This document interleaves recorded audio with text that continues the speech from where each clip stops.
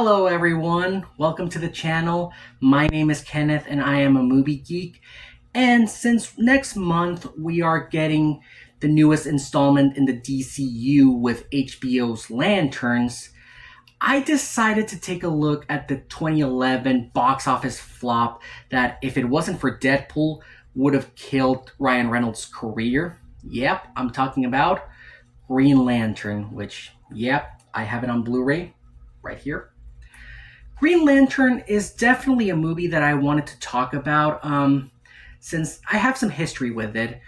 Back in 2011, when I turned 11, ironically I was born in 2000, me and my dad went to see it as a double feature. We saw first Captain America, the First Avenger, then we saw Green Lantern, and I remember as a kid, I loved both of them. I loved them so much that my grandparents gifted me the two movies on Blu-ray back in Christmas of 2011.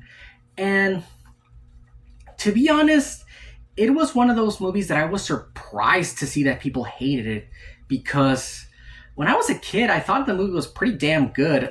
Mind you, I was 11, so my taste wasn't as good as it is right now. I mean, not that my taste is good. I have a lot of questionable tastes when it comes to movies. But when I was 11, I thought this shit was cool, so yeah, definitely my taste has improved. But yeah, it's been 15 years. Really? Has it been that long? Fuck, I'm old. And after I rewatched it, yeah, I haven't rewatched this movie since 2012. I have to answer this question. Was Green Lantern that bad? No. What? Now, let's be clear. This movie is not that bad.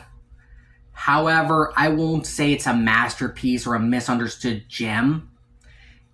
But I'll be honest, I would gladly take this over this, or this, or this, or this, or this, or... Alright, I get it! Green Lantern is perfectly watchable. I'd say I was never bored watching it. Maybe it's the nostalgia, maybe I have a shitty taste, who knows, I can't say, but I don't think Green Lantern is a bad movie. To start with, let's talk about Ryan Reynolds as Hal Jordan. Reynolds has gone on record about how much he hates this movie. Like, he famously despises this movie. In fact, Green Lantern is the butt of the joke in a lot of the jokes in Deadpool. Like, for example, this one. God damn, that's beautiful.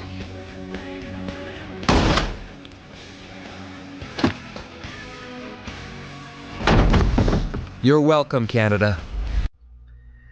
But given how much he hated this movie, you'd expect him to give a very phoned-in performance or look totally miserable the whole way through. I wouldn't say that. In fact, I'd say he was rather good as Hal Jordan. He brings his usual likability and charisma that he's known for in movies like Deadpool, or even in lesser movies like Six Underground or The Hitman's Bodyguard.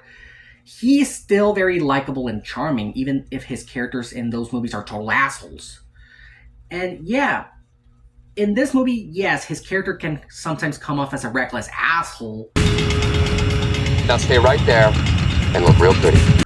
But he's likable. He's a likable asshole, and he learns to become more than that and becomes a hero.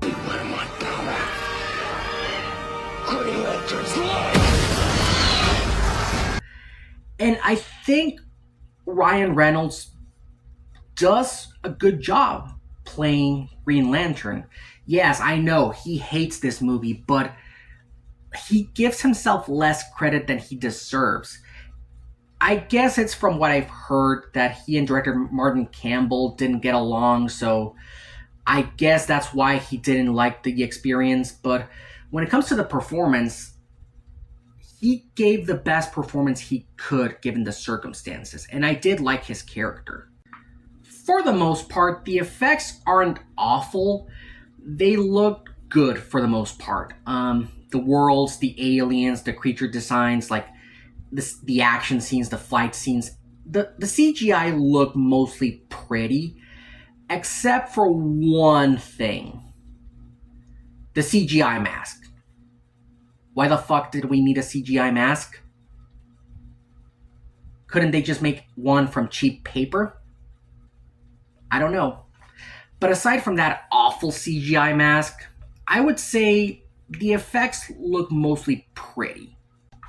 The movie also has some interesting ideas that I wish could have been explored further. Like, for example, the ideas of the corpse, like having the Green Lantern corpse being like this Jedi Order of DC. It was interesting, and I think they would have explored further had this movie made a sequel. Like, that would have happened given the box office. But I feel like the lore is enough to for the audience to understand what's going on without asking too much from them, or without them having to be like in deep with the comic books. And the story is largely standalone, which is something I miss when it comes to superhero movies, because nowadays every superhero movie feels like it has to be the launching point of a cinematic universe or already be part of one. The story doesn't feel like it's setting up anything until the post-credit scene with Sinestro. Um, but aside from that, it's largely standalone. Like, it has a beginning, a middle, and an ending. And like I said, the post-credit scene is the only thing that teases things to come. And although, fun fact, Green Lantern was supposed to be the start of the DCEU. Yeah, before Man of Steel, before BBS, this was supposed to kickstart the DCEU. And had this movie not bombed, Man of Steel would have been the second, and I'm pretty sure Ryan Reynolds would have shown up in Justice League or more sequels, whether he wanted or not, unless he did the Channing Tatum thing in G.I. Joe and have his character killed in the second one. Who knows? But yeah, it feels like an origin story. It feels like a movie that it's there to set up an origin story, not to set up a franchise, which is something that I truly miss. And I'd say for the most part, the movie is fairly entertaining. Like, I was never bored or begging for it to end, which is something I can't say for some recent DC movies. You will get your turn, don't worry. But yeah, I was entertaining. I was entertained. The movie is fun. The action is fun. There's some good humor. The tone is colorful and it blends serious with lighthearted tone. And for a movie that's under 2 hours, it goes on very quick. Like, it felt like a breeze, which ties to my main negative. The movie can feel rushed, like it barely gives the audience enough time to breathe.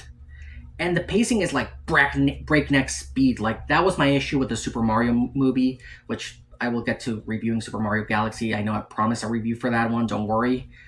But yeah, it doesn't give enough time to process, and I haven't seen the extended edition, which I know this Blu-ray has the extended edition, but I know that it only adds like 10 minutes, so maybe the pacing is better in the extended edition. Let me know. And the villains are rather forgettable. Like, Parallax looked cool, but there's some times where you forget that he's in the movie. And Hector Hammond. Peter, I know your wife was in a DC movie previously, but what were you doing? Like, I'll be honest, Hector Hammond looked like Hobo Megamind, and you can't prove me wrong. Like, just look at him. He looks like Hobo Megamind. And Hector as a character, let's just say if this movie took place in the 2020s, he'd be an Andrew Tate follower. And Blake Lively was there. She didn't have much chemistry with Ryan Reynolds, which is odd because they got married. Most of the supporting cast did the job well. Taika Waititi did give me some laughs here and there. Although it's funny that I totally forgot he was there. Mark Strong was solid as Sinestro. I would have wished to see him as Yellow Lantern, aside from that post-credit scene. So overall, I don't think Green Lantern is that bad. Like, it's fairly entertaining, and honestly, that's all I needed, a fairly entertaining movie. I don't regret buying this Blu-ray because, yeah, I bought it again from Amazon because the other one I had, I lost it years ago. But yeah, I don't regret buying this Blu-ray. I don't think it's worse. I don't think it's one of the worst DC movies. Like, there are worse movies that DC has done that I would gladly take this over. So overall, might be a little too high, but I'm gonna give it a 7 out of 10. I felt it was fair. Like, I was entertained.